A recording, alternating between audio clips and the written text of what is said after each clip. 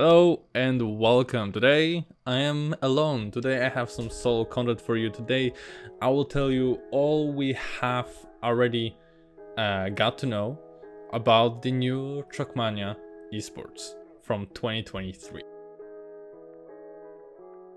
So the first thing, let's start with the first thing. We have a new circuit called Trackmania World Tour. Some people said that there is no Trackmania Grand League anymore, but there is inside the Trackmania World Tour, which includes Trackmania Grand League, of course, Trackmania Challenger League, so no more Trackmania Grand League Challenger, it's Trackmania Challenger League now, and regional tournaments for regions like North, Central, and South Americas, which is one region, Asia Pacific, Middle Eastern Asia, and Europe. World Championship also, of course, will be the closing event of this circuit.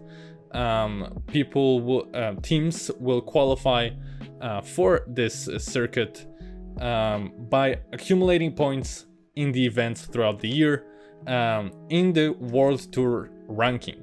The top 8 teams from the World Tour rankings will be qualified automatically to World Championship, but there is also a wild card system in place that will ensure some other ways to qualify to the event itself. Also, what we know is that every region will have guaranteed slots for this event, for World Championship. We don't know how many for each region yet, but every region will have a guaranteed slot. If they haven't qualified enough teams yet, they probably will be granted another team, but we will see the details of it later, probably in 2023 or in the next announcement in November. But why are we talking about teams? Why aren't we talking about players? Because the new format has been announced and it is 2 versus 2. So we have teams now. We don't have only players, we have teams. And you might ask yourselves, well, why do we go for 2v2? So I come with 3 reasons that I have come up with. First of all, it's fresh. It's fresh for the prestige events in Trackmania Esports. We've seen this in the Raider Cup, but let's be truthful to ourselves. The Raider Cup isn't the most prestigious tournament ever. It's not Nadeo sanctioned. It is something that players considered as for fun tournament, and we have to treat it as such. It was hype, it is fun, but yes, it is for fun. But now we have this new 2v2 in the most prestigious tournament circuit in Trackmania, which is Trackmania World Tour, sanctioned by Nadeo. Second reason I think is that it adds depth to the competition. Let's be honest with ourselves. Trackmania isn't the game with the most depth out there. Esports that are at the top of view charts are like League of Legends, CSGO, Dota, whatever, Rocket League. They have much more depth than Trackmania has. And it is in part to the team dynamics that are happening inside those esports. So we will have to think about that in the Trackmania right now too. It's only 2 players per team, so not that much to think about, but we will have to think about how this player meshes with this guy, how is the atmosphere in the team, how are they supporting each other in the team when losing, how are they celebrating when they're winning. We'll have to think about that when thinking about the teams and their strength alone. It is not their strength alone isn't the only factor in the game, in the competition anymore. The third reason we have for this new change, I think that's my theory, is that it promotes the orgs more. For now, we have been functioning on the system that this player achieved this. This player failed here. This player did this amazing thing here. But now we'll still have that, but now we will be putting organization names in the front, which makes it likelier that bigger orgs will start to be interested in Trackmania esports bubble, because we are a bubble for now. We are not that big, but now we can make it bigger with promoting with more attention to organizations themselves, so bigger organizations might be interested in competing in this new upcoming esports that isn't really that new, but you know what I mean. The format itself is pretty simple. We have best of 7 matches, that is the standard Nadio set. First to 10 points on a map gains a point in a best of 7 match. First to 4, of course, wins. There are different scenarios for gaining points inside of a map. First and second gains you 3 points and gives nothing to the opponents. First and third place gains you 2 points and gives 1 point to the opponents, and first and fourth place in the race gains you 1 point, but also 1 point to the opponent. It is counted as a tie. So, what else? There is a question about how would, for example, tiebreakers be resolved. We can see that in our heads that there is a scenario where both teams have 9 points, and then all of a sudden they land in this last scenario where they both gain 1, both get 10 points. How do we resolve this tiebreaker? Is there another race for who gets the advantage first, like who gets the better standings first, like a golden race, for example, like a golden goal? Maybe there is something about the best checkpoints, the best times set on the map. We'll have to see how they resolve it. I assume it will be probably pretty simple, but we don't know the details yet.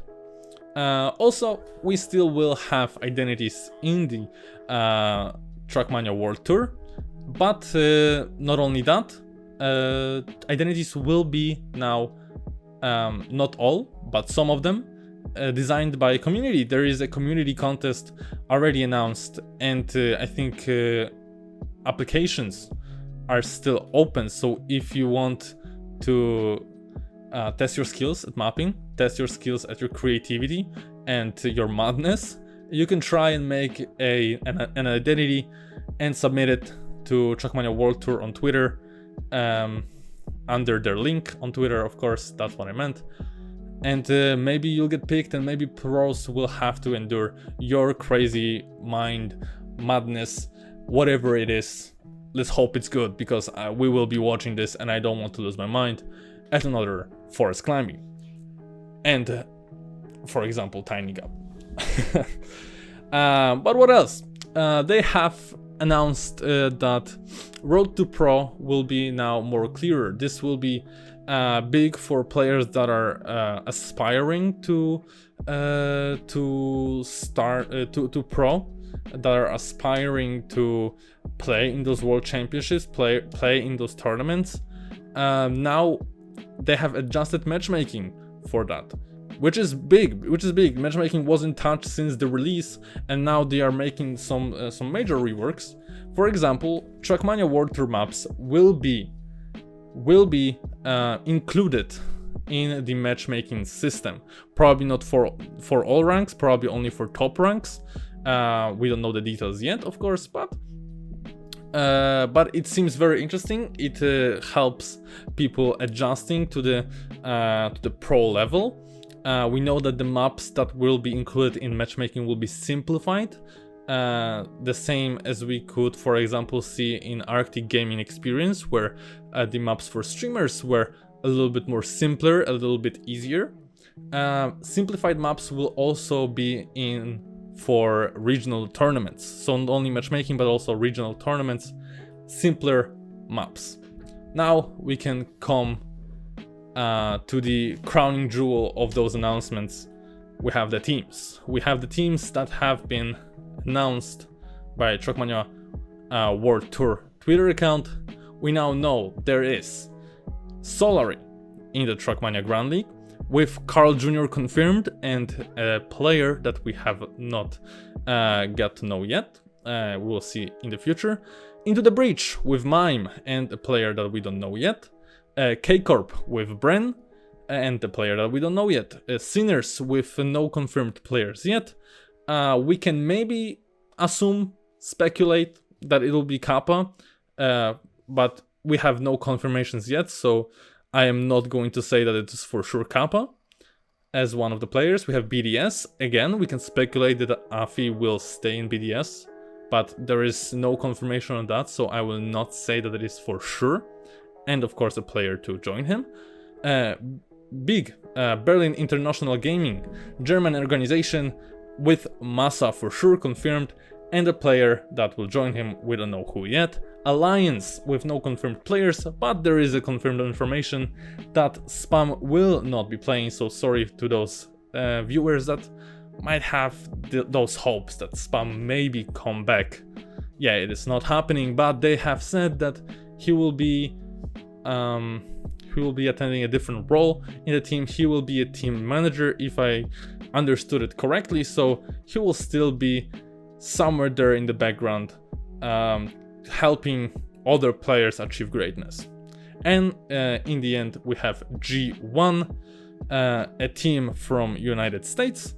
We don't have any players confirmed yet. We'll have to see what they will announce, I guess, until the end of the year. We don't know when this whole circuit starts. We can only assume, speculate that it will probably happen somewhere in the middle of end of January.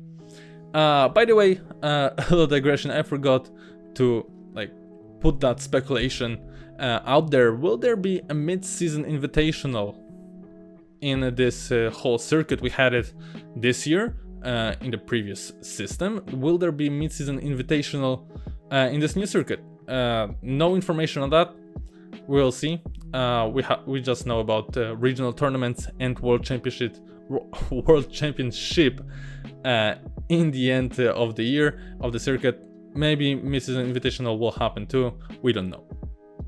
So some other speculations that we might have are for the duos of the players that are already confirmed. I think those are of course only speculations. Don't take my words really seriously.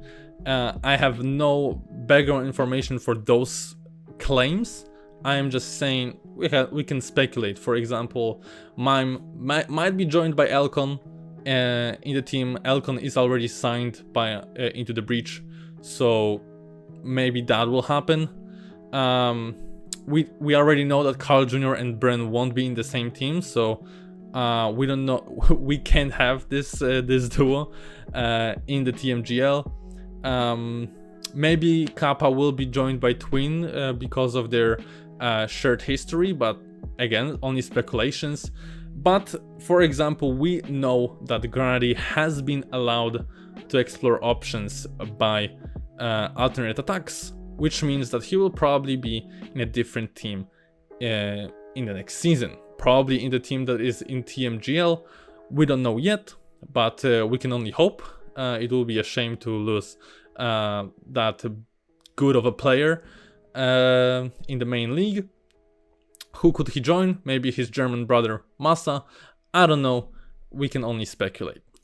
When it comes to TMCL, aka Trackmania Challenger League, they don't have set teams yet. They haven't announced any teams for Trackmania Challenger League yet.